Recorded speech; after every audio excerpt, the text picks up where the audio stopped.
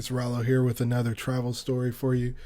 This travel story is going to be what I call the elevation series. So I've done a lot of hikes and traveled through high elevation. So we're going to call this the elevation series. So today's topic is Rainbow Mountain in Peru.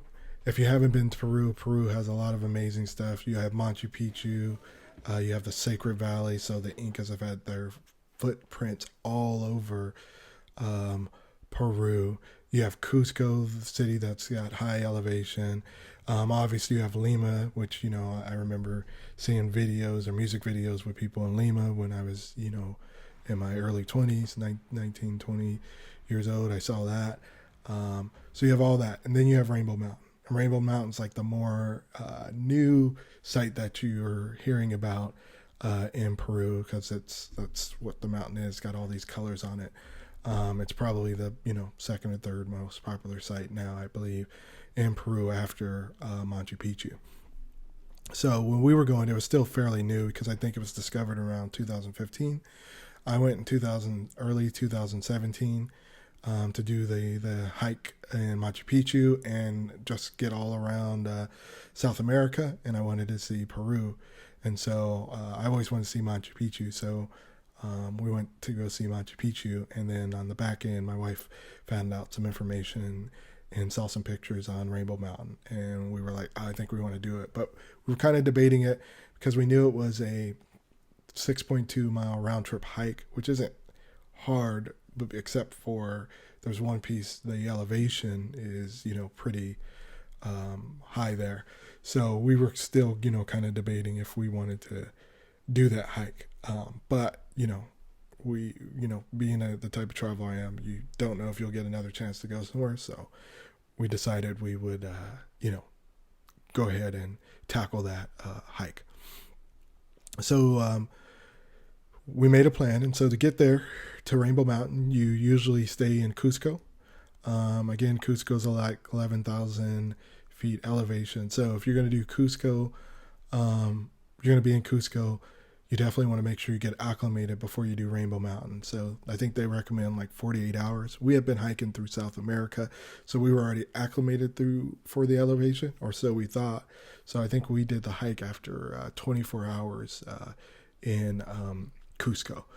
So I don't know if I'd recommend that to everybody, but that's, kind of how we did it. To get acclimated also, there was, they do give you those cocoa leaves at the airports. You can chew on those, before, during, after the hike, or a couple days before. Some people do chlorophyll as well. My wife did that, and so that seems like that was for some people. So I thought it was pretty tough until I got to Rainbow Mountain, or to Cusco, and it really affected my breathing and all of that because it was just such high elevation. So anyway, so you start in Cusco. Then they pick you up early in the morning, around 2:30 to 3:30 in the morning, to go do this hike. So you're already starting early. It's a 2.5 hour drive from Cusco to get to Rainbow Mountain. Once you get to the destination point, you get out, and it's about a 6.2 mile round trip hike. So it's about 3 miles there, 3 miles back.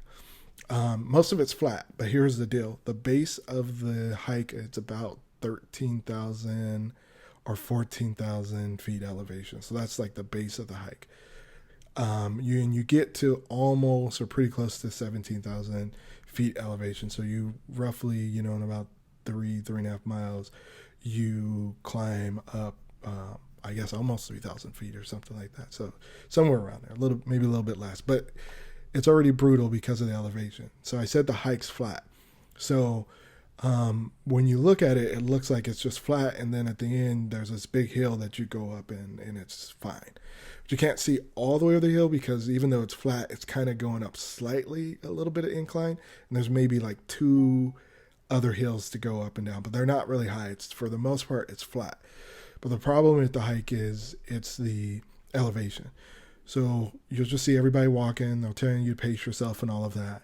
And once you get to like the first hill, you're already kind of feeling the elevation. So it's telling you, hey, you're not going to be walking really fast, or you're not going to be running, because you're feeling it, right? And again, we said it's 3 miles, but it already feels like you're 2 to 3 miles just in your first mile. Once you get done with the first mile, they have like horses there that you can actually ride on. For the truly honest people, they got on the horse. For the brave, they walked it. I'll tell you what I think you should do at the end, but I'll tell you I walked it, and my wife halfway through took a horse. So you get over the first mile. I'm walking the second mile. You're starting to feel it even more and more, and there's like another hill. And you feel like you're kind of slowing down, but you're still walking. And you're like, how can this be this brutal, walking in this what looks like a flat or level land? It doesn't look like you're really doing anything steep. It's a little chilly there, a little cold. It's not too much, but with all the hiking and the, how hard it seems, you feel like you need to have layers on. So that's kind of what I had there. So you see everybody walking. You see the people on camels. People on camels are just gone. Or not, sorry, not camels. Not in Egypt. Horses. So you see the people on horses. They're gone. They're fine. They seem like they're good, right? Because you don't have to do this hike. For the rest of us, you could just see it in everybody's faces.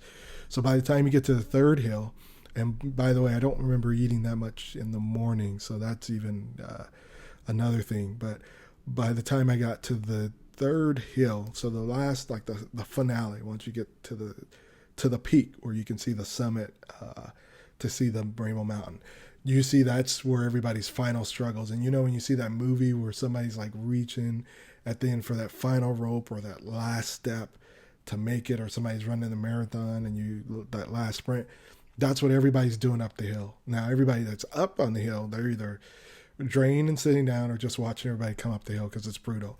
And that last hill, it seems like it takes everybody like, an hour. It's like slow motion trying to get up that last hill. Unless you're on a horse, then the last hill is still brutal because of the elevation, but at least you have the energy to get up there. But trust me, it still takes a lot of time there.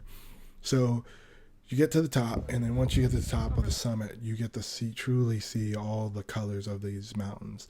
And they're really pretty. So it's like and the reason this mountain has all the colors is because it has a lot of minerals in it. And I think it used to be covered like mostly snow-capped. And then, now that everything's warming up, now it's no longer snow-capped. So all these minerals create the colors of these mountains, and it makes for a beautiful sight to see. So hopefully, if you were to go, you take a couple lessons here. Make sure you acclimate to the elevation. Make sure you take a little bit of food and take your time. Make sure you wear layers. Make sure it's going to be sunny too, because from what I hear as well, if it's going to be a little bit cloudy or whatever, you may not even get to see the color. So, and that would be disappointing, especially for that brutal hike. And then the last thing that may not be for everybody, but I would take the horse if I had to do it over again. I saw a couple people that said I think they were from Brazil. They said they were going to take the horse and tell everybody that they hiked it and they walked it, because it was brutal. And you see enough of there. So who knows? Nobody's going to know, right? Even I could, have done that, but that's not what I did. And so I would suggest taking the horse if you can, because it's not worth coming back, because with that, you feeling like you're getting altitude sickness or anything like that. On our way back, we had a couple people that could not eat. They were dehydrated, exhausted, and we even saw one guy look like he passed out. I thought he was dead or something in his seat. He wasn't even moving, but he was so passed out. I could barely even eat. I didn't even have an appetite, because that altitude and the hike got to me so much. It was pretty tough to finish the day. So, I felt it for the rest of the day and the next day, but it was definitely worth it. Got some amazing pictures. And next time I know anywhere I go and they ask, do you want a horse or camel or something, I'm going to take it. So that's my story on Rainbow Mountain.